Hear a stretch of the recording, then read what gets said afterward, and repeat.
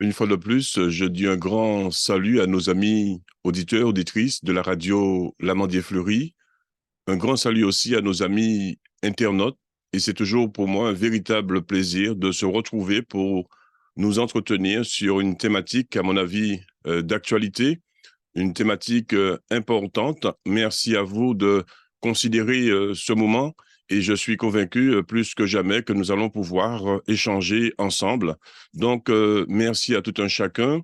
Et aujourd'hui, je voudrais m'entretenir avec vous sur une thématique importante qui se trouve dans le livre de Luc au chapitre 10, au verset 2, où Jésus lui-même dit, la moisson est grande, mais malheureusement, il y a peu d'ouvriers et la recommandation, c'est prier donc le maître de la moisson qu'il pousse des ouvriers dans sa moisson.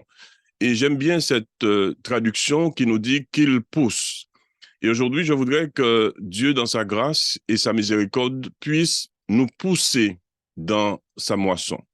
Il est vrai qu'aujourd'hui, à la lumière de l'actualité, nous sommes parfois étonnés, nous sommes parfois découragés, nous sommes parfois, lorsque nous entendons certaines choses, nous pouvons être découragés, nous pouvons être interpellés. Et je crois qu'aujourd'hui, nous avons besoin de considérer toutes ces informations de manière positive et en tant que croyants, se poser la question, dans quelle mesure nous pouvons, dans quelle mesure que je peux porter mon sel, mon grain de sel. Je crois que la Bible dit que l'Église, que nous sommes le sel de la terre.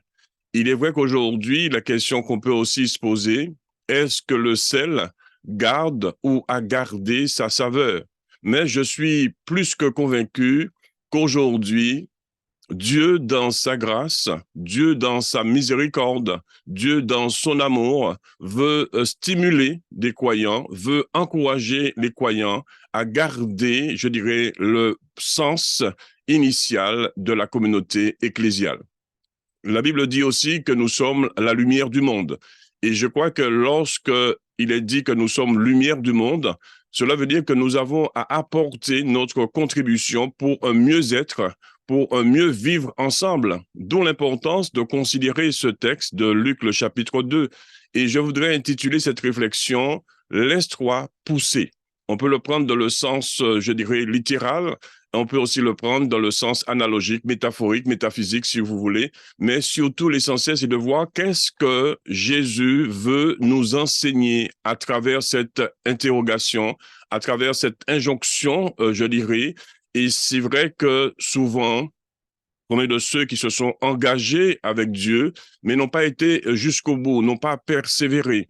Et à travers ce texte, je pense aussi qu'il est parlé non de quantité, mais de qualité. C'est vrai qu'aujourd'hui, lorsque nous regardons de manière générale, nous voyons que beaucoup d'hommes, beaucoup de femmes se lèvent pour annoncer cette bonne nouvelle. Mais la question de fond, quel est l'impact de l'annonce de cette bonne nouvelle? Comment cette bonne nouvelle peut impacter notre environnement, peut impacter notre société, peut impacter notre village, peut impacter notre commune. Impacter sous-entend l'idée d'un plus, d'un bénéfice pour la société. Aujourd'hui, je crois que notre société a besoin d'un regard, je dirais un regard objectif, parce que le but du Christ, ce n'est pas d'imposer, mais de proposer, et chacun en toute liberté de conscience, doit s'engager ou ne pas s'engager. Et je crois qu'aujourd'hui, le message du Christ demeure et reste un message positif, un message d'actualité, par-delà, bien sûr, la notion d'enfermement communautaire, mais je crois que le Christ, dans sa grâce, dans sa miséricorde, dans son incarnation, nous a laissé un message important. Aller par tout le monde annoncer cette bonne nouvelle. Jamais le Christ nous a demandé de nous enfermer dans des structures particulières, bien que toutes ces structures sont nécessaires pour un élan, pour transcender, je dirais, tout cela. Ce sont des moyens en soi, non jamais une fin, mais ce sont des moyens qui nous donnent à aller beaucoup plus loin. Donc, je crois qu'aujourd'hui, l'exhortation, l'encouragement se trouve encore à travers Luc, le chapitre 10, le verset 2. Tout d'abord, c'est Jésus qui parle. Et je crois qu'aujourd'hui, nous devons revenir à une annonce d'une bonne nouvelle qui soit christocentrique. Trop souvent, nous décentralisons l'essence même du message pour peut-être faciliter son impact. Mais je crois que nous devons considérer que le centre névralgique, le centre, je dirais, le potomitan pour certains, demeure Jésus le Christ qui a donné sa vie pour moi, pour toi, pour chacun de nous, et nous devons considérer son message. Et je crois que son message doit nous stimuler à nous engager. Mais là où c'est intéressant dans le livre de Luc, c'est vrai que souvent nous avons peur d'y aller, nous avons peur de nous engager, mais je crois que le texte nous dit que là, nous sommes poussés. Nous sommes poussés dans l'optique d'être encouragés, parce que c'est vrai qu'il y a beaucoup d'appelés, mais malheureusement, il y a peu d'élus, nous dit la Bible. Mais là, il est dit que la moisson est grande. Et je dirais même aujourd'hui que la moisson est mûre. Combien d'hommes et de femmes nous attendent au carrefour de la vie pour recevoir, je dirais, un message positif, un message d'amour, un message de considération, un message de miséricorde. Et je crois que seul le peuple de Dieu peut contribuer à ce message positif. Et je dis bien, ce n'est pas un message d'enfermement, mais c'est un message d'ouverture parce que Jésus lui-même a dit, vous connaîtrez la vérité et la vérité vous affranchira. Donc ça veut dire que Jésus n'est pas venu pour nous enfermer, mais Jésus est venu pour nous libérer. Et dans cette liberté et dans cette libération, nous avons à apporter notre grain de sel pour un mieux vivre ensemble, pour un mieux-être. Et je crois que cela est encore possible en dépit de ce que nous voyons. Mais là encore, il y a une conjonction qui nous dit, mais malheureusement, il y a peu d'ouvriers. Et lorsqu'il est dit, à mon avis, qu'il y a peu d'ouvriers sans faire d'exégèse ni d'herméneutique, je voudrais que nous puissions comprendre que ce mais, qu'il y a peu d'ouvriers, sous-entendrait sans nul doute le fait qu'il y a peut-être beaucoup dans le champ au niveau de la quantité. Mais est-ce que Jésus recherche la qualité ou est-ce qu'il recherche la quantité? Combien de ceux peut-être qui n'ont pas été envoyés, qui se sont envoyés, je dirais, eux-mêmes? Mais aujourd'hui, Dieu veut véritablement susciter des hommes et des femmes qui n'auront qu'un intérêt, non un intérêt personnel, mais un intérêt collectif. Aujourd'hui, nous devons rechercher le bien-être de la collectivité parce qu'aujourd'hui, plus que jamais, il y a des hommes et des femmes qui ont soif d'une parole de connaissance, d'une parole de sagesse, d'une parole d'amour, comme de ceux qui se retrouvent aujourd'hui dans la solitude, qui sont en mesure d'entendre justement le message christique, parce que ce message, le message du Christ, demeure éternellement pertinent pour notre génération. En dépit de ce que nous voyons, qui nous donnerait peut-être à être pessimiste, mais le croyant, celui qui a la foi ancrée en Christ, demeure toujours optimiste. Non un optimisme béat, mais un optimisme réaliste en sachant que seul l'Esprit de Dieu, seul le Saint-Esprit est en capacité de convaincre de péché, de justice et de jugement. Nous ne sommes que des instruments entre les mains de Dieu et aujourd'hui, plus que jamais, Dieu veut susciter, Dieu veut pousser des ouvriers dans la moisson parce que le temps est mûr. Aujourd'hui, plus que jamais, nous sommes dans un temps, je dirais, de tremblement, certes, un temps où chacun, nous avons peur parfois, nous tremblons, mais je crois que dans ce tremblement, comme dirait l'apôtre Paul, lorsque je me sens faible, c'est alors que je suis fort. Pas par moi-même, parce que l'Esprit Saint me revigore. L'Esprit Saint me donne à aller de l'avant. Et c'est la raison pour laquelle que Paul disait aussi que n'oublions jamais que nos capacités viennent de Dieu. Donc, dans cette humilité, je crois que le Christ est en capacité de se servir de toi,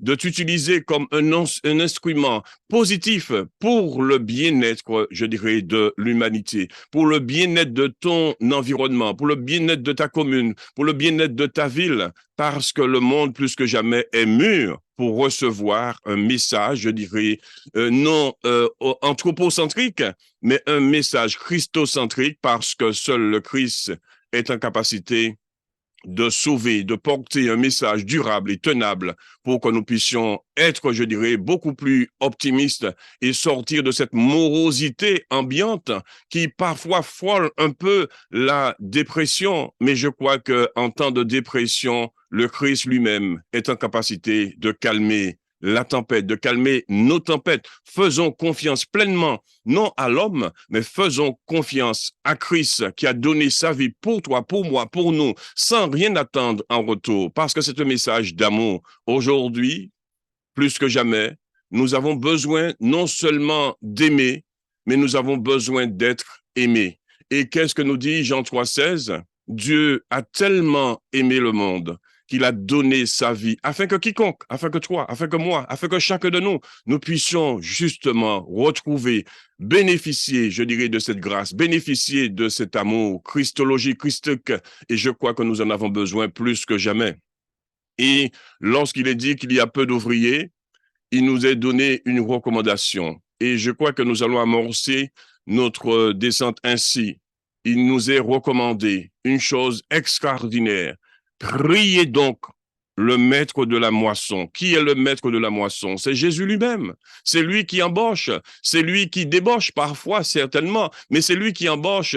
Et la moisson est grande. Il y a peu d'ouvriers. Donc, cela veut dire quoi? Que personne n'est négligé, que tout un chacun, nous sommes utiles. Aujourd'hui, mes amis, nous avons besoin de nous sentir utiles. Combien de personnes ont le sentiment d'être inefficaces? Alors, voilà un message extraordinaire. Un message où il est dit que cette moisson, le champ est grand. Viens tel que tu es, avec les moyens que tu as, et tu verras comment le Christ, Jésus lui-même, va changer ta vie, va bouleverser ta vie, et surtout, va donner un sens à ta vie. Parce qu'aujourd'hui, nous avons besoin de savoir qu'il y a une raison d'être là. Pourquoi nous sommes ici et maintenant? Il y a une raison. Et cette raison se découvre à travers le message de Jésus qui dit que tout le monde est important. Tout le monde est utile. Tu as une mission, tu as une vocation, tu as une raison d'être là. Et toute la question, c'est comment découvrir ma mission, l'accomplir ou la trahir. Telle est la question qui doit toujours nous préoccuper. Est-ce que je suis là où Dieu veut que je sois? Est-ce que ma vie a un sens? Et quel est le sens que le Christ donne à ma vie? Donc, il nous est recommandé, mes amis, de prier le maître de la moisson afin qu'il pousse des ouvriers dans sa moisson.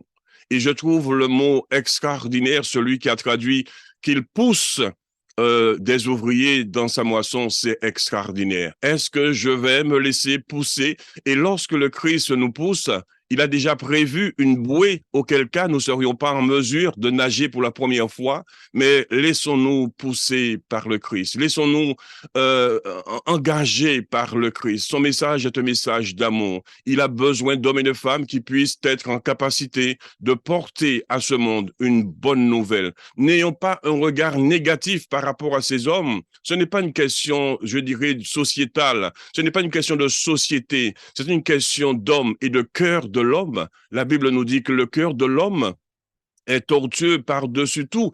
Et Spinoza parlerait de passion triste. Nous sommes tous enclins à des passions tristes.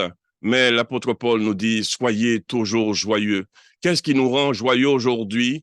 C'est le message positif de Jésus qui nous dit qu'il nous aime. Et je crois que le cœur du cœur de la problématique de notre société, c'est que souvent, nous ne nous sentons pas aimés, nous ne nous sentons pas utiles. Alors, mon ami, aujourd'hui, voilà une opportunité pour toi d'entrer pleinement dans le champ, gratuitement et gracieusement, parce que ce message, il est gratuit, il est gracieux, c'est une grâce, non un mérite. Chacun de nous, nous sommes conscients que nous ne sommes pas méritants, nous ne sommes pas parfaits, nous ne faisons pas de la morale à quiconque. Nous disons tout simplement que le jour où nous avons véritablement accepté le Christ dans notre vie a pris du sens. Aujourd'hui, nous sommes heureux d'être là, nous sommes contents d'être là, toujours dans l'humilité, certes, parce que nous ne sommes pas capables. C'est Jésus, le Christ, qui nous rend capables, mais nous sommes heureux de partager. Nous n'imposons pas, nous proposons. Et chacun, en toute liberté de conscience et par la tolérance, et j'aime bien dire que la tolérance est la charité de l'intelligence, je dois accepter l'autre, je dois considérer que l'autre aussi a le droit de voir autrement que moi et je dois composer avec. Nous proposons, cette bonne nouvelle qui nous a fait du bien. Et c'est à chacun de disposer, jamais imposer. Le Christ n'a jamais imposé son message. Tout au long de l'histoire, on a voulu imposer le message du Christ et nous avons vu les conséquences. Et aujourd'hui, je dirais, nous voyons les conséquences de cela. Donc aujourd'hui, plus que jamais, je suis convaincu que le message du Christ demeure important, demeure pertinent. Et c'est à toi de choisir librement de choisir. La notion du libre arbitre est une notion fondamentale, je dirais, d'un point de vue christologique. Donc comprenons aujourd'hui, mes amis, en guise de conclusion, que la moisson est grande, il y a peu d'ouvriers. Notre rôle, c'est de prier pour que Dieu puisse pousser des ouvriers dans la moisson. Et je suis convaincu que le monde comprendra que le message du Christ est un message d'amour, que la paix, que la grâce de Dieu demeure dans le cœur de chacun et considérer que aujourd'hui Dieu, dans sa miséricorde, dans sa grâce, cherche des ouvriers. Est-ce que tu vas te laisser pousser dans la moisson? Ou est-ce que tu vas rester au bord, je dirais, de la route encore? Sache que Dieu t'aime. Et le moment est venu pour toi de faire un choix, mais ce choix demeure libre, car Dieu respecte la liberté de chacun. Et Jésus disait une parole pour terminer, vous connaîtrez la vérité, Jean 8, 32, vous connaîtrez la vérité et la vérité vous affranchira. Aujourd'hui, nous avons besoin d'entrer dans la dimension de la vérité christologique, christocentrique, je dirais, afin que nous soyons réellement libres. Et rappelez-vous qu'aucune structure ne peut maintenir, ne peut contenir le message du Christ. Christ transcende nos barrières pour pouvoir nous donner à mieux vivre ensemble. Que Dieu nous bénisse et je vous donne rendez-vous très prochainement pour une autre vidéo. Merci à vous.